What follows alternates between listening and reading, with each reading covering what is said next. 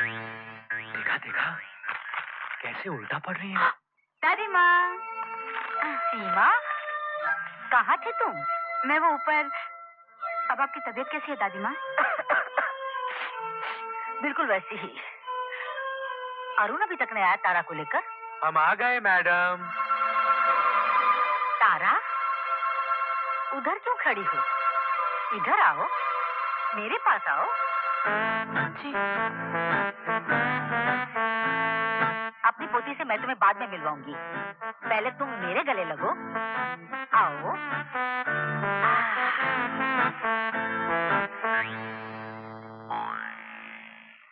और जी बसंत, इससे पहले जब देखा था बिल्कुल गुलाब जैसी थी तुम, आज कुछ पीली लग रही हो। जी नहीं, मैं पीली।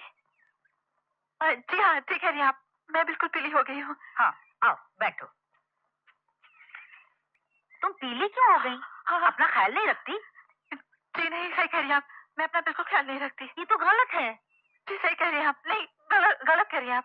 नहीं नहीं, सही कह रही हैं आप, सही कह रही हैं। तारा, ये मेरी पोती सीमा है और ये तारा। हेलो। हाय सीमा। मैडम, आपकी दवाई। ओफो, फिर दवाई? मैडम, ये तो आपकी खांसी और जुकाम की दवाई है। आप दवा नहीं खाएंगी तो ठीक कैसे होंगी? आप मेरी दादी माँ है कि नहीं? तुम्हें कोई शक है? तो फिर जल्दी से दवा खाइए, चलिए। देख रही हो तारा? जी हाँ, देख रही हूँ। लाओ भाई लाओ, खा लेते हैं। अच्छा तारा, तुमसे क्या तकल्लुफ, तुम बैठो, मुझे कुछ जरूरी फोन करने हैं, मैं अभी करके आती हूँ, तब तक तुम लोग बातें करो। जी दादी माँ।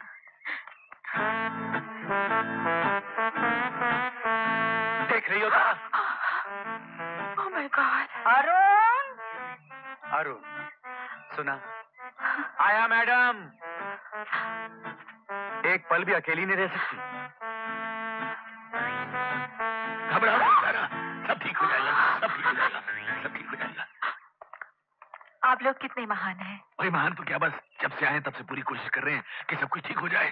दुआ करो कि हम लोग कामयाब हो जाएं। मेरी तो पूरी दुआ है। Thank you. देखो भाई, हम दिमागी डॉक्टरों की जिंदगी भी अजीब होती है। अब जब ये ठीक हो जाएंगी तो इनको खबर भी नहीं होगी कि हमने इनका इलाज किस तरह से किया था। तो फिर आपकी फीस? फीस? कमाल है, फीस से तो सब कुछ नहीं है तारा। आखिर इंसानियत भी कोई चीज है। नहीं नहीं, ये तो गलत बात है। अरे आपको आपकी फीस तो मिलनी चाहिए। क्या कर रही है तारा जी? मैं तो ये सब हम लेकर क्या करेंगे?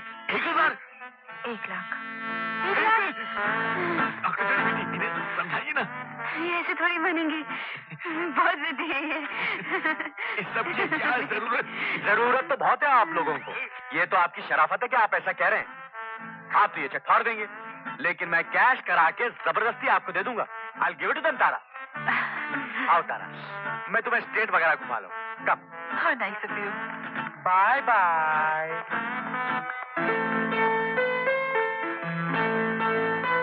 ये क्या ड्रामा चल रहा है? ड्रामा तो जो भी हो, लेकिन इन दोनों को अकेले नहीं छोड़ना चाहिए। जैक तो ले गया, पता नहीं अकेले अकेले क्या चक्कर चलाएगा। मेरा मतलब जब तक लड़की प्लेन में नहीं बैठ जाती, हमें इनका पीछा नहीं छोड़ना चाहिए। चलो, तुम्हारे जाने से पहले एक अच्छी ड्राइव तो हो गई। It was real fun. तारा, ये जगह देखने में तो बड़ी खूबसूरत है, लेकिन बातचीत करने लायक कोई कंपनी नहीं मिलती। तुम थी तो ये 2 दिन कैसे गुजर गए पता ही नहीं चला। Oh, how sweet of you. कोई तरकीब हो तो 2-4 दिन और रुक जाओ तारा, प्लीज। मुझे आपको कंपनी देने के अलावा भी इनके पास बहुत से काम हैं। हाँ ये तो है, लेकिन तारा, कहीं कुछ जलने की बू सी आ रही है। कहीं इंजन में कहीं कुछ जल जरूर रहा है। डॉक्टर झटपटिया, बढ़िया। डॉक्टर जड़ीबूटी, आने का प्लीज ख्याल रखिएगा। बाय। संभल के तारा, संभल के। नहीं, आप लोग तकल्लुफ मत कीजिए, मैं इन्हें प्लेन के दरवाजे तक छोड़ के आता हूँ। कम तारा।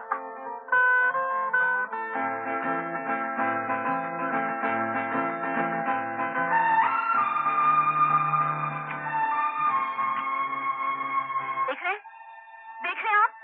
क्या? अच्छा, आप तो इस तरह बात कर रहे हैं जैसे आपको पता ही नहीं मैं क्या कह रही हूँ। जब तक आप कहेंगी नहीं, मुझे कैसे पता चलेगा कि आप मुझसे क्या कह रही हैं? बड़े मासूम हैं आप। बचपन से। मुझसे तो आप बहुत बोलते हैं। कि ये चीप बिहेवियर है, वो चीप बिहेवियर है, और ये जो 2 दिन से आप कर रहे थे वो चीप नहीं था। मैंने तो पार्टी में सिर्फ डांस किया था, ये तो नहीं किया था। देखिए, आपने मुझसे जो कहा वही कह देता हूँ। हम सिर्फ 50-50 के पार्टनर्स हैं। उसके बाद जो मैं करता हूँ मेरी जिंदगी है, राइट? मेरी जिंदगी है, और उसे रोक भी रहे थे। 2-4 दिन और रुक जा। अगर वो रुक जाती और हमारा पोल खुल जाता तो किसकी जिंदगी होती? आपकी वजह से हम लोग भी जेल में बैठे होते। क्यों अंकल? नहीं, आप सच बताइए, जो आप सही समझते हैं ना वही कहिए। हाँ अंकल, कहिए, क्या मैं सचमुच ऐसे कर रहा था? क्या वो सचमुच रुक जाती? कहिए कहिए। अरे कहता हूँ 1 मिनट। बात असल में ये है कि तुम लोग जो भी कह रहे हो बिल्कुल गलत कह रहे हो, झूठ बोल रहे हो। असल बात यह है कि तुम दोनों एक दूसरे से मोहब्बत करने लगे हो, लेकिन कहने की हिम्मत नहीं हो रही। अंकल आप क्या कह रहे हैं? भाई अंकल की बात मानो, खुल के बात करो। अंकल जा रहे हैं तेरी अंकल सुनिए तो। अंकल, लगता है अंकल आखिर सच्चाई गए हैं, मैं और तुमसे। तुम्हारे अंकल सच्चाई नहीं, पागल हो गए हैं। बिल्कुल। इसलिए कि जो कोई भी आदमी जिसमें जरा सी भी अकल होगी वो कभी मान ही नहीं सकता कि मैं कभी जिंदगी में तुम्हारी जैसी लड़की से शादी हो गई। मैं तुम्हें ऐसी क्या खास बात है? तुम कौन से चांद के टुकड़े हो? और तुम कौन सी आसमान की अप्सरा हो? तुमसे तो बहुत अच्छी हूँ।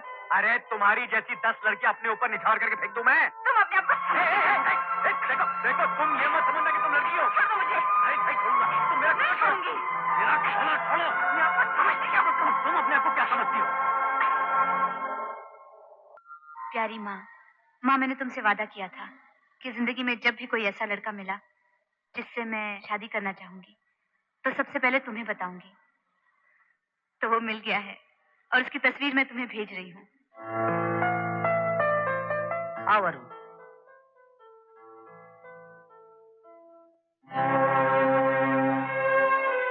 मैं तुम दोनों को बताना चाहती हूँ कि मुझे सब कुछ पता चल गया है।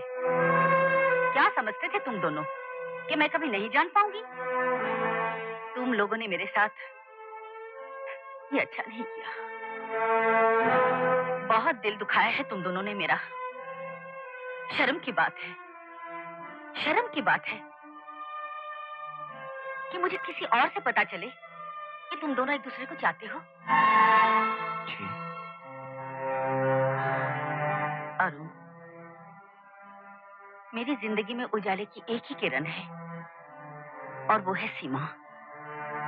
मेरी जिंदगी में यकीन का एक ही सितारा है और वो हो तुम। और फिर तुम दोनों अगर एक दूसरे को पसंद करते हो तो मुझसे ज्यादा खुशी किसे हो सकती है? दादी माँ। नहीं नहीं सीमा, नहीं। मैं सिर्फ दादी माँ नहीं, सिर्फ मैडम नहीं, मैं तुम दोनों की दोस्त ही हूँ। अरुण बहुत अच्छा लड़का है, मुझे तुम्हारी पसंद पर नाज है। अरुण, मैं बरसों तन्हा रही हूँ। जब मैंने अपनी इस बच्ची को पाया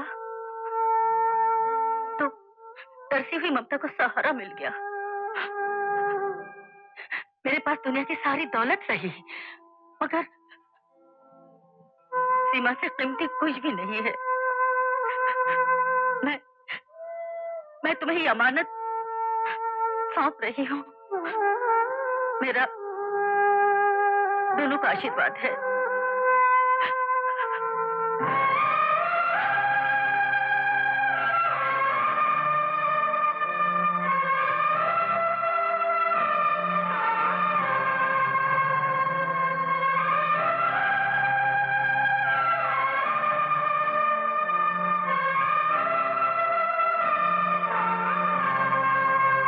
अरुण, ये औरत जो इतने विश्वास से हमें अपना समझ रही है, क्या गुजरेगी इस पर अगर किसी दिन इसे असलियत का पता चल गया?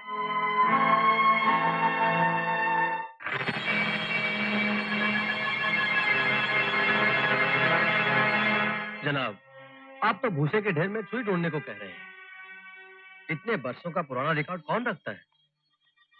और अगर कहीं है भी तो इतनी पुरानी फाइल हॉस्पिटल के गोडाउन में तलाश करना तो इम्पॉसिबल है। मैं समझता हूँ, जानता हूँ डॉक्टर साहब, लेकिन मुझे किसी भी हालत में कामनी के बच्चे की बर्थ सर्टिफिकेट की कॉपी चाहिए।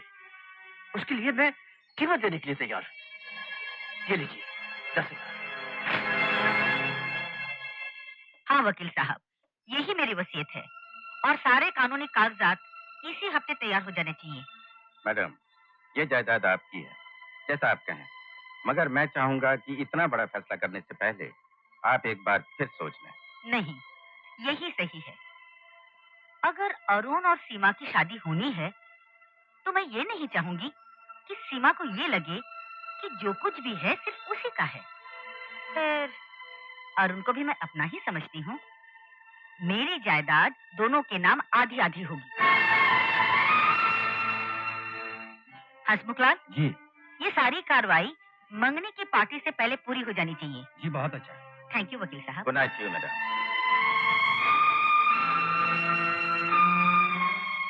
अरुण। मैडम, वो आपने बुलाया था? हाँ, देखो ये कार्ड्स। कार्ड्स? तुम्हारी और सीमा की मंगनी के। जी, लेकिन इतनी जल्दी क्या है? यही ना मुझे है। अरुण, अब मैं बहुत दिनों जीने वाली थोड़ी हूँ। सारा शहर आएगा तुम्हारी मंगनी में। रवि और कामिनी की शादी तो ना कर सकी मैं। अगर मेरे सामने तुम दोनों एक हो गए तो लगेगा थोड़ा सा प्रायश्चित कर लिया मैंने। तुम दोनों में मुझे ऐसा लगता है जैसे रवि और कामिनी मिल गए हैं। God bless you.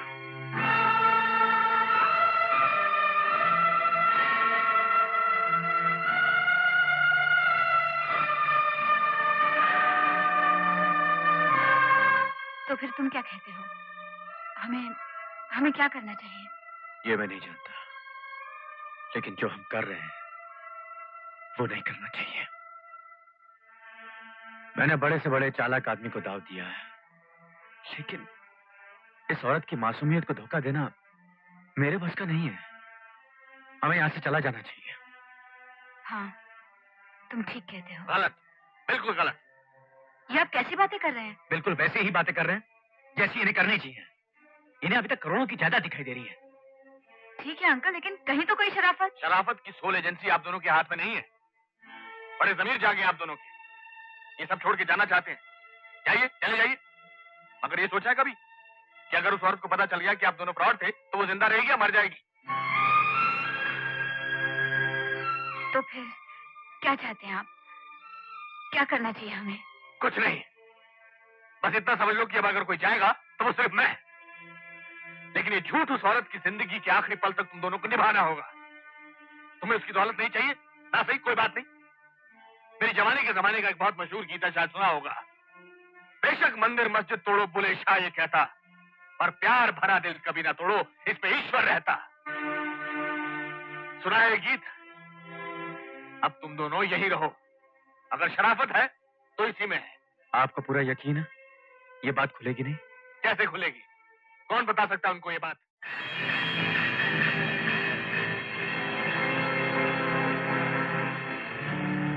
Balwant uncle. Hello. हाय, कैसे आप? What A pleasant surprise. अरे भी कहाँ हो इतने दिन से? ये तो मैं आपसे पूछना चाहती हूँ। मैं आंटी से मिलने चांदीपुर भी आई थी, मगर उन्होंने कहा कि आप है ही नहीं। ओ, दरअसल क्या है कि मैं एक बहुत जरूरी काम के सिलसिले में। अब आंटी की तबीयत कैसी है? क्यों, नहीं क्या हुआ? कम ऑन बलवंत अंकल, मैं कोई गैर थोड़ी ना हूँ। देवदास ने मुझे सब बता दिया है। किसने सब कुछ बता दिया? देवदास ने आंटी की दिमागी हालत के बारे में।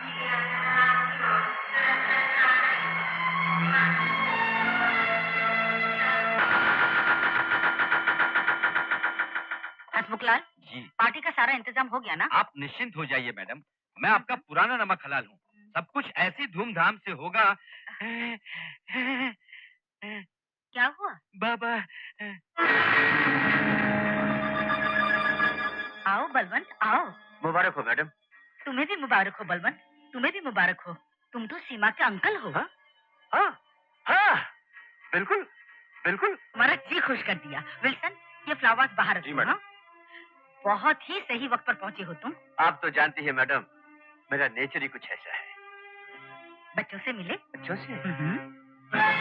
मिलूंगा, जरूर मिलूंगा।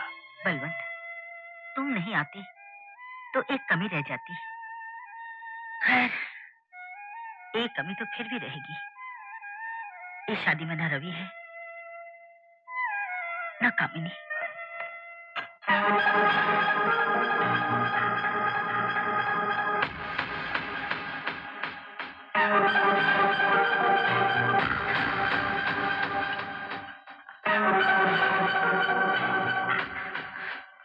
सुनिए जी, मुझसे कुछ कहा आपने? जी, बरसों पुरानी बात है। याद कीजिए, बेलापुर का मंदिर और वो तूफानी रात जहां मेरी जिंदगी की कहानी एक अजीब मोड़ ले रही थी। एक मजबूर बेबस माँ के पास अपने भूखे और बीमार बच्चे को बचाने के लिए एक ही रास्ता बचा था, सिर्फ एक ही रास्ता।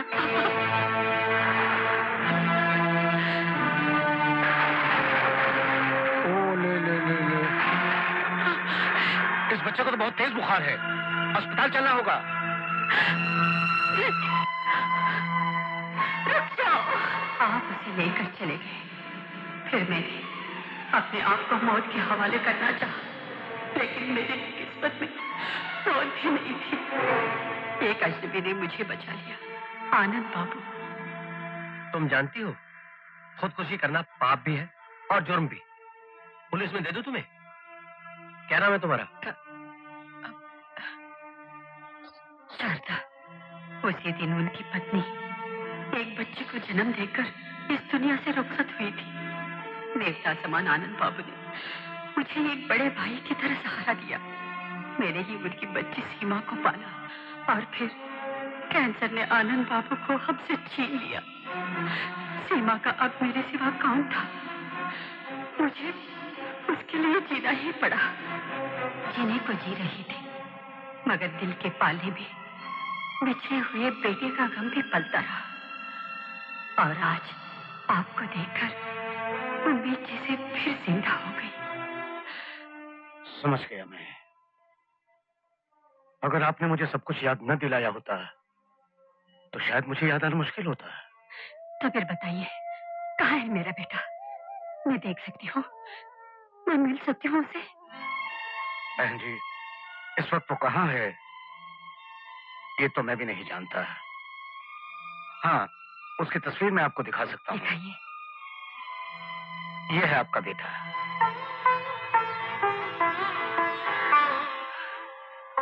ये मेरा बेटा है। जी।